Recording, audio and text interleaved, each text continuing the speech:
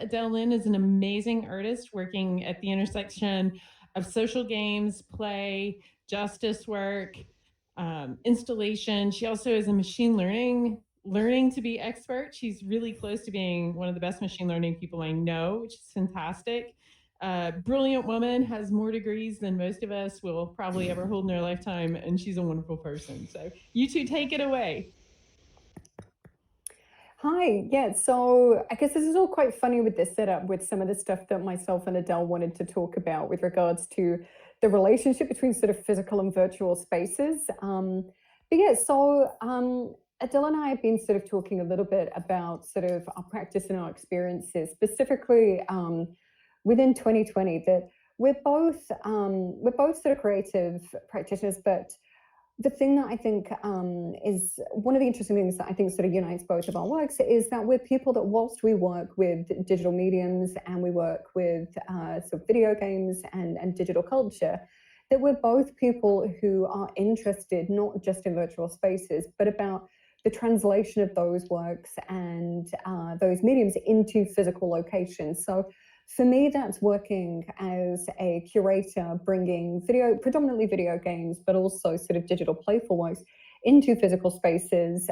Sort of as Phoenix was mentioning in introduction, that's sometimes in different contexts, so sometimes in parties, sometimes in sort of expo halls, sometimes in exhibition spaces. But also that sort of Adele as an artist as well is somebody who and also sort of as a transspatial designer, somebody who's interested in thinking about the nature of bringing virtual spaces into physical spaces. But one of the things that's obviously strongly impacted both of our practices this year is obviously sort of the sort of current pandemic, and the fact that that's pushed us both with our work to really think about how we continue our practice, sort of for myself as a curator or as Adele as an artist, to think about how we shift our practice whilst being comfortable working with the digital, bringing that into digital spaces as opposed to sort of physical spaces. And so we wanted to talk a little bit today about that, and specifically about some of the constraints and foundations and sometimes the frictions that happen with trying to sort of marry, I guess, sort of physical spaces and virtual spaces.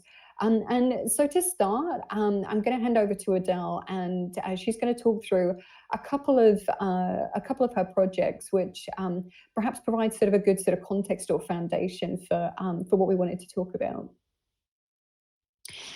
Yeah, thank you. Really excited to be here, and it's really nice to be in the same room as everyone. I've just been spending the last few days in Altspace, and so Burning Man has gone digital this year, and so I've been bumping into a lot of people, and it's been very interesting how these sort of like how close these physical VR spaces have become so closely approximating the real world in some ways. So I really do feel like I'm here with everybody. So that's really nice. So I think Marina and I had actually been having a few conversations before this, and it was really interesting to kind of, think about this in the context of game engines. And the way that I had originally come to game engines wasn't really for the purpose of, designing games per se, but was for designing fun interactions within physical spaces. I came as I initially came to this as a physical space designer, thinking about interiors and architecture. And so,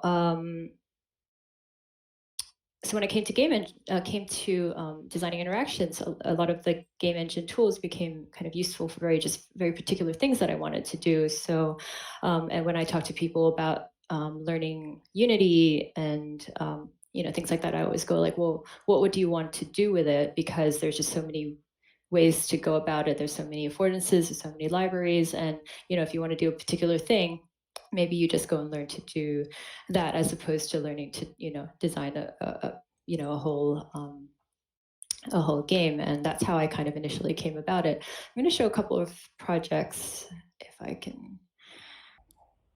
Here we go. Thanks, Phoenix. No worries. Okay. Let's move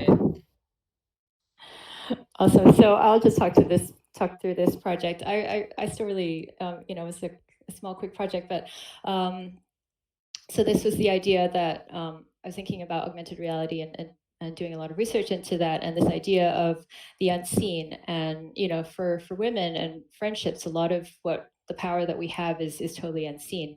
And so I came up with this project called Lisa, where you would make these physical amulets that you wear, but they're also sort of augmented reality markers.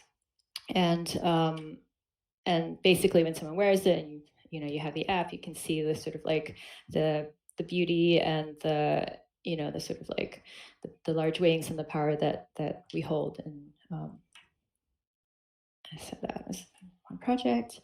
And this next project is called Starcatcher, and so with that other project, that was using Unity and Vuforia and some animations, and that was it.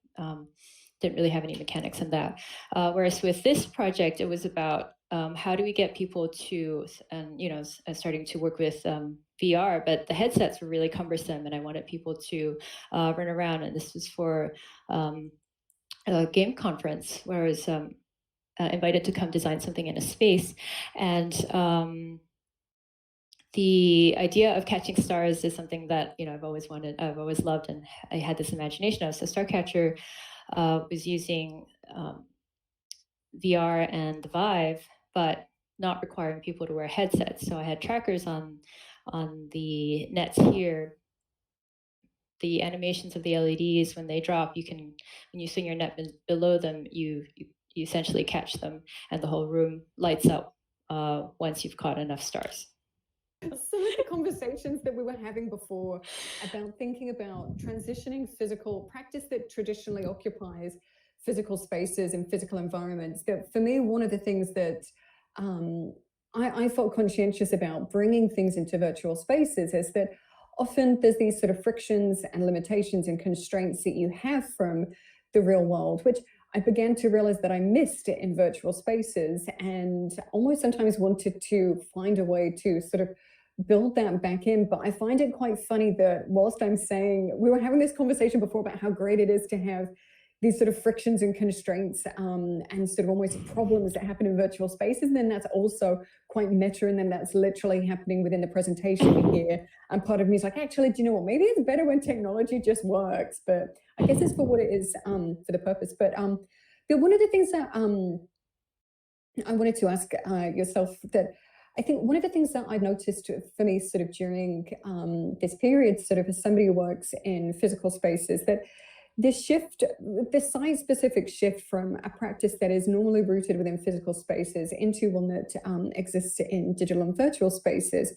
For me, it's sort of not just pushed a shift in sight, but with that has kind of come a shift in role as well.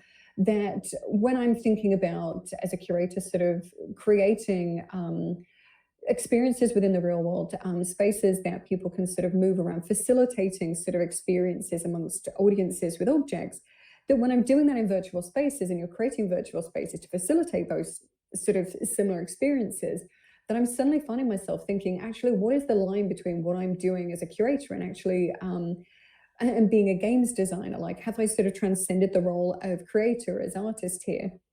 And I wanted to ask sort of for yourself, Adelle, sort of with obviously both of these works that you're talking about, sort of the sort of Catching Stars project and the Amulet, that they're both sort of very rooted sort of in physical real world, but with your practice sort of this year, and especially say with your work with Burning Man, have you felt sort of a similar shift, like with that site, but also a shift in your role as well?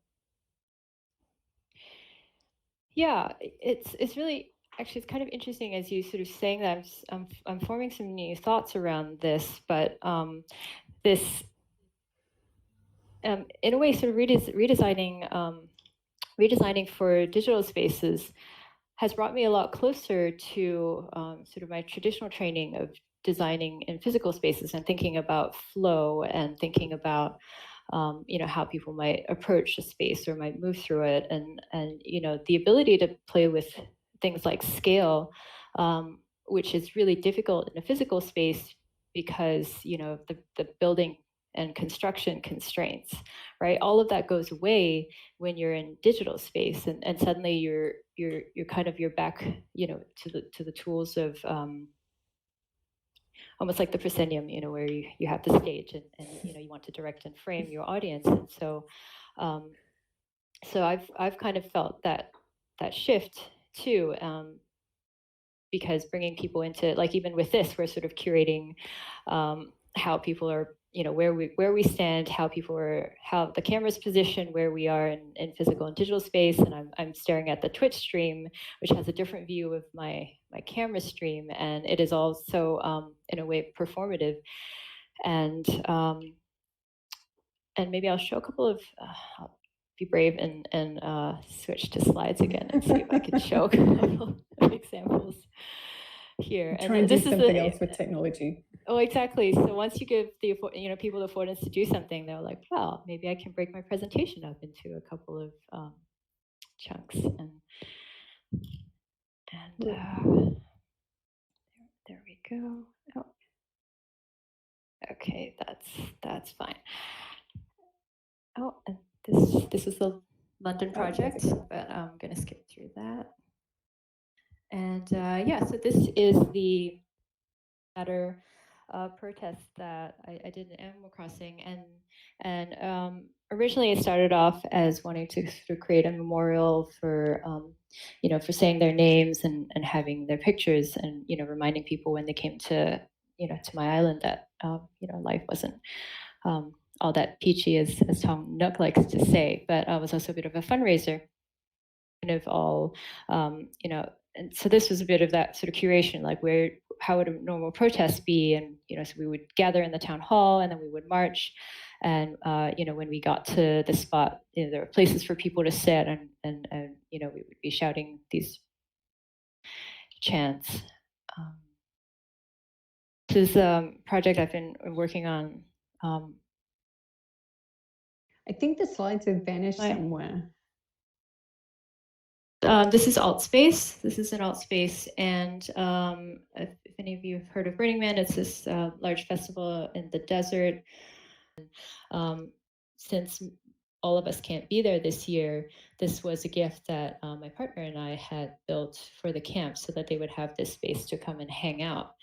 And what's been really interesting is that when people heard about this, most people who weren't thinking about doing VR had all gone and got headsets or learned how to use the PC or Mac clients, and started coming into this virtual space, which they would never have come to before. And this next piece, so that's the camp in the background, but my grandmother passed away a couple of months ago, and I wanted to, since I couldn't be with my family for the funeral, I guess I wanted to build something in a way to help me with my grief, but also to memorialize her. And so this is the Loving Lighthouse, and I got a few pictures from the family, and that were read at the funeral, and sort of had that built in alt space as well. Yeah, I think it's really interesting, sort of, and it was something that Adelle and I sort of noticed when we were talking previously about our practices, and is sort of this recurrent theme of, I guess, sort of this idea of transcendence, that for us, that there is this sort of feeling that our roles have shifted, but also sort of tying into this theme about game engines and thinking about sort of, as Adelle says, sort of thinking of game engines more broadly as like this idea of sort of tools with which we're creating, and the reasons why we select certain tools or we decide to use different approaches. And I think it's really interesting, sort of, Adelle, through those examples, and obviously specifically perhaps with sort of the use of alt spaces or the use of Animal Crossing, that you're still creating and facilitating these experiences, but the tools with which you're having that conversation and that relationship with, for you as a creator, are with the games themselves, and the fact that games have also transcended into that space of becoming sort of the game engine. I know that that's not sort of necessarily a new concept, this idea of creating within games, but obviously sort of the history of mods and creation, but it's interesting as well, sort of how I feel like so many more audiences are brought into that space as well. And I think, like you were saying as well, that with your work, sort of creating those alt spaces within Burning Man, that you're saying sort of that there's audiences who perhaps would not be very familiar or usually within those spaces. And there's also not just this sense, I guess, of transcendence, but also this feeling of democratization almost of sort of those platforms and of those sites, and also sort of that sense of democratization stemming from a place of needing to create virtual environments for people which meet them where they are with the tools or the platforms that they have, but also with creating experiences that don't completely jettison them from the real world, but do sort of tether to it. They reflect it in some way. Yeah, so I feel like there's that sort of feeling about that democratization. And I think not just sort of the tool, I'm curious to know sort of, for one, your reasons for selecting, or what you felt your process was for thinking about undertaking those protests in Animal Crossing or undertaking that work in alt spaces. But also sort of within sort of that Burning Man work, sort of the need to reflect the physical real world space. Like, did you feel that that was this sort of sense of democratization and then sort of transcendence as well? Yeah, I think it's really interesting that you kind of frame it as democratization. I think I come to that sometimes, not really thinking about it, but having sort of grown up in Southeast Asia, and sort of being coming from very different cultures, and then moving to the West. I first lived in Australia for many years, and then moving to the US. And I hadn't actually grown up around, white people or Black people. A lot of the cultural cues were, there are these unseen rules that you kind of have to learn when you are when you come to a culture. And I think it speaks. And I think these subcultures that we're all part of, there's sometimes these inherent rules and these knowledges, this knowledge that we need to have to kind of come to it. And so for me, it's always about, like, well, can we, what's a common denominator between all of us, and how, so, like, from things like running and catching, those are familiar to everybody. So if they don't know about games, but they know how to do that, then they can come to games from that perspective. Similarly with, like, digital spaces, they may not know how to play a digital game, but when they see a couch and a bar, they know that it's a cue for having a conversation. So I think oftentimes it's about helping people having a sort of power balance between the experts in that culture and that field, to people who really want to learn and be a part of it. And it's important to kind of think about, when we're creating these games in these spaces, who are those people that we might be marginalizing, and similarly, in our real life, who are we marginalizing, and how can we also bring them in. And once everybody has those tools and that knowledge, then then we can go from there, and create something even more wonderful.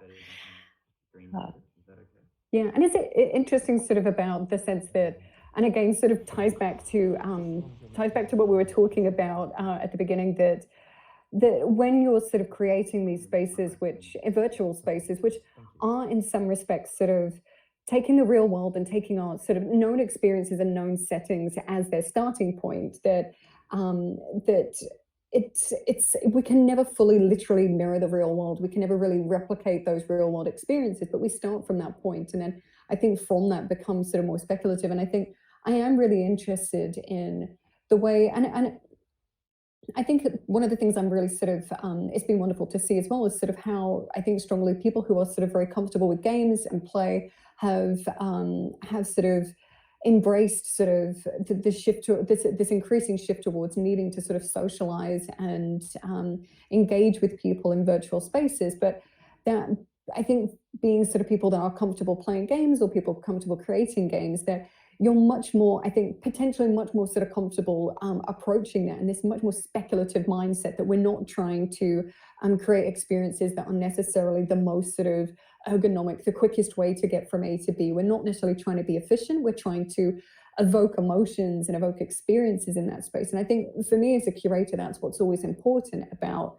the work that I do. And I wonder for myself if that's a huge part of what interests me about working in physical spaces, is about how you evoke sort of emotional experiences. And I think that sometimes comes into cracks where things are a little bit broken and where things are a little bit more speculative. and sometimes with those frictions, which very much exist in the real world, but as we can see today, also very much still exist in virtual spaces when they're trying to take that baseline of, hey, here's a stage down here, and here's the audience out here, and this is the space that we understand and know, but we can see where things are broken. And as much as I get anxious when things are a little bit sort of breaking or they're not going exactly as they want, again, that's kind of where the human element comes in, which even if that's the video not turning up or if it's your audio not connecting. But yeah, I can see in the chat below that there's people saying if we can go to questions. So I'm assuming these will come through in the chat at the bottom. So if there's any questions, I know there's a little bit of a lag with the Twitch stream, so it might be that that we can probably chat for a little bit before somebody poses a question. But yeah, but I don't know if you had anything you wanted to add to that, Adelle. Yeah, I think some of the projects have come out of those frictions in a way. I think a little bit as also serendipity. You know, the protests came out of this sort of, I guess, this, you know, that you can create these customized signposts and these custom drawings. And so, you know, originally, like I said, it started off with just wanting to have pictures of Black people who've been murdered by the police and just kind of having that on the island. And that was sort of the original idea. And then it kind of grew and grew from there. And so, you know, and it's also so sort of coming to that is also hoping to encourage other people to kind of think about, you know, what are the ways that they want to express maybe some of the you know, the unhappiness or the injustices that they, you know, they feel in their lives. And so you don't necessarily need to follow the rules which the game has kind of set up, which is a very like you're in this beautiful island and all your interactions are mostly kind of fun and funny, but bringing it back to some of the real world frictions and interactions that we may have there. And I see there's a question coming through. I like that our eye line does go down to a question in the virtual space. Oh God, no, it went.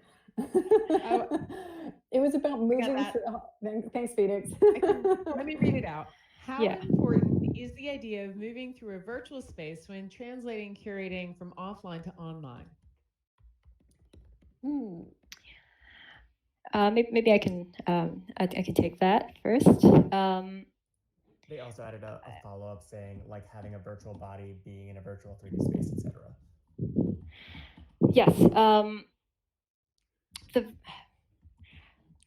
Let me maybe speak directly from the alt space experience.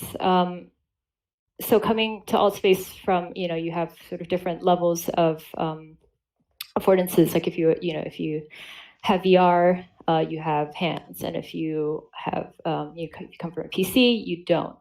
And so I think, you know, like it's very helpful to have some additional, you know, the more affordances that you have that people can kind of like take cues from body language and you know, Maria and I talked about it being kind of pretty exhausting, actually, having lots of virtual conversations. And I think one of the things for me is that because you can't cue that you're resting, you can't really sort of have a I'm powering down and resting button. You know, actually, the organizers think you're putting a sleeper bot there, and they actually get pretty upset if you're not animated and moving around. So that for me is kind of interesting. And but yeah, I think moving, like the physical movement, I think it also depends on the context and the space. If if it's just about conversation and, then you don't necessarily need a lot of movement. We're here kind of like two screens on the stage. But if it is about invoking some sort of like embodied memory, then potentially some kind of movement might be necessary, or, maybe the interaction that you focus on, that you build for in your engine is about that memory and about the feeling that you want to create. So I think it kind of comes back to what is that core interaction and connection that you want to create within this platform or engine.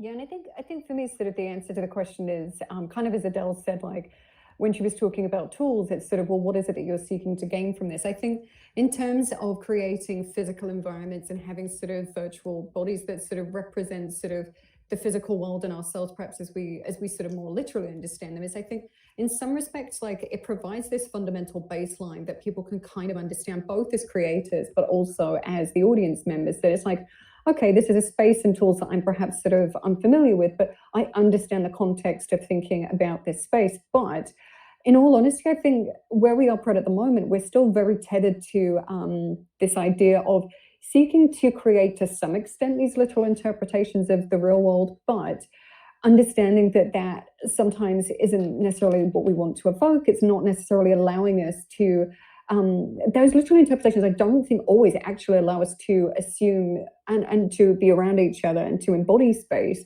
in the same way that we would do in the real world, like as Adelle says about things like body language, but and reading people. And so I think at the moment, there's, I think, a real value to that, at least setting a baseline in terms of what people can understand and how we understand that space. But I think sort of as things progress, like how and where will that take us into more speculative spaces? When people, both creators and audiences, are more comfortable in virtual spaces and different forms of interaction, how will that sort of evolve into something that is less literal and more speculative? So at the moment, for me, I'm personally interested in exploring the idea of sort of moving through spaces, and maybe that's tethered to my idea of sort of curation in the real world, but I don't actually think it's inherently important. It's important if it is for you as a creator, but and there's also a whole sort of separate conversation, which is worth very much acknowledging, about sort of accessibility and thinking about sort of how this idea of recreating physical bodies in virtual spaces, how and where that sort of impedes or doesn't necessarily reflect sort of people's real life experiences and accessibility. But yeah, I think we're probably at the time for the talk now. I know that we've had like a question and we've run over a bit.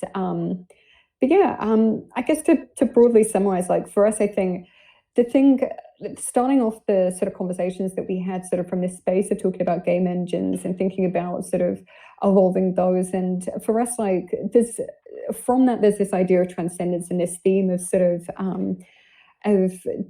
especially sort of as things have sort of changed over the past year, that for us sort of this idea of transcendence that runs through not just from games transcending game engines, but also sort of how that pushes our roles as curators and artists to shift, and also the sites from sort of physical and virtual to shift, which feels really sort of interesting, interesting to us. But yeah, I guess that's probably everything.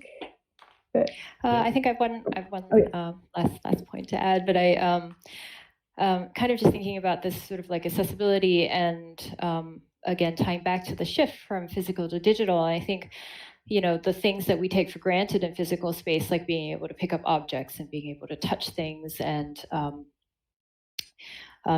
you know, those sorts of things that we take for granted in physical space, we really now miss in the digital space. And, you know, how important are some of those elements to what we're creating. And so the accessibility kind of flips, because now you can build anything of any size, and it's you know, navigation's now figured out, but those sort of like more nuanced motions and ways that we play are missing.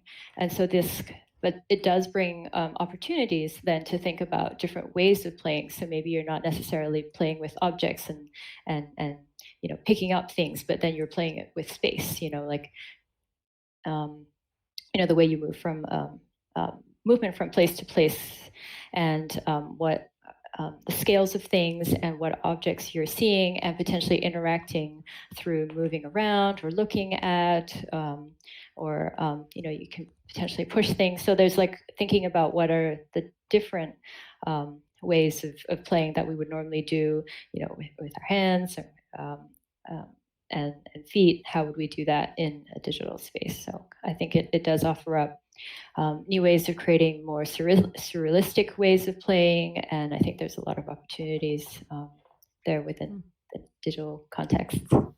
Awesome. Oh, we got one more question, and I don't even know what to do because it kills me to have to limit you guys. But we ran like 2 hours over last time. Yes, so I mean, one word answer: yes or no. Is it going to be a yes or no question? No, it is not. Is